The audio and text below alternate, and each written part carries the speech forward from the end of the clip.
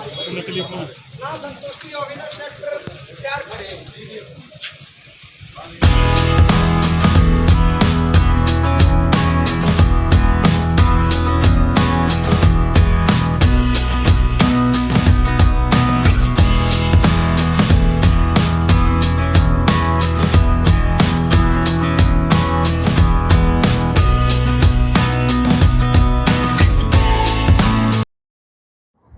कृषि Kesari YouTube channel पर आप सभी किसान भाइयों का स्वागत है।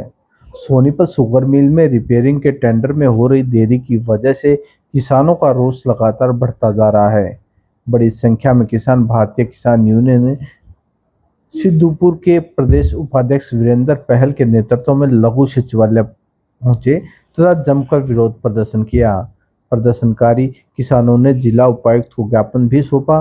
ज्ञापन के माध्यम से किसानों ने सरकार व प्रशासन से मांग की कि जल्द से जल्द सोनीपत शुगर मिल में स्थायी तौर पर एमडी की नियुक्ति की जाए तथा रिपेयरिंग का टेंडर किया जाए। किसानों ने बताया कि सोनीपत शुगर मिल प्रशासन 6 से 10 नवंबर के आसपास मिल का पिराई सत्र शुरू करने का दावा करता है, परंतु हर साल 25 से 27 नवंबर तक ही मिल में गन्ने की पिराई शुरू हो पाती है।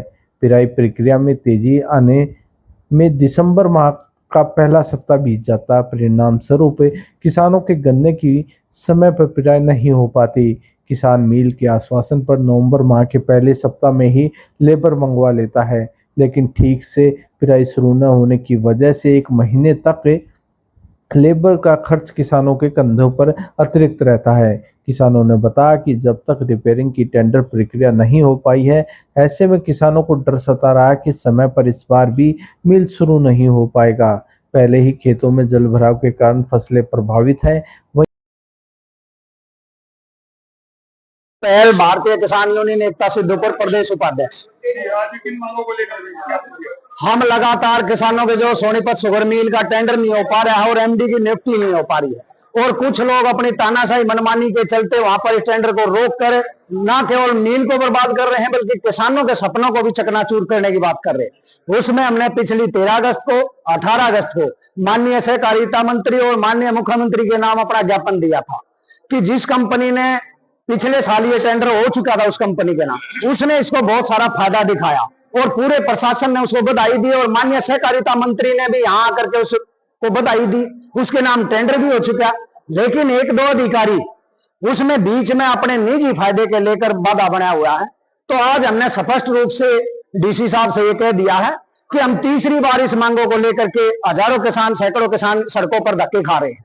अगर अब की बार हमारी मांग नहीं मानी गई तो हमने जिसे 2 साल पहले की बात थी उससे भी दोगुनी संख्या में ट्रैक्टर लेकर के आएंगे और अपनी बात इस सरकार तक पहुंचाने का प्रयास करेंगे। शायद सरकार इसे शांति प्रिय तरीके की भाषा को नहीं सुनती होगी। तो ये आज हमारी मांग इनसे थी। इनसे किसानों को कितना नुकसान हो रहा है? ये टेंडर नहीं आ रहा है नुकसान। ये टेंडर ना होने से ना केवल जो मिल हमारा पहले और दूसरे स्थान पर अब तक आता था उसको बना रहने में भी दिक्कत हो रही है।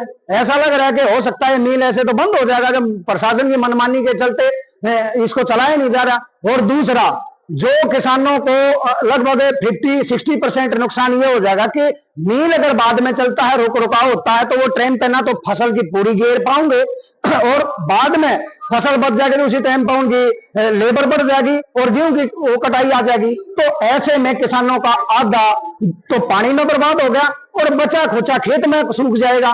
तो किसान तो पूरी तरह बर्बादी के कगार पर आ जाएगा अगर समय पर ये मिल नहीं चला तो।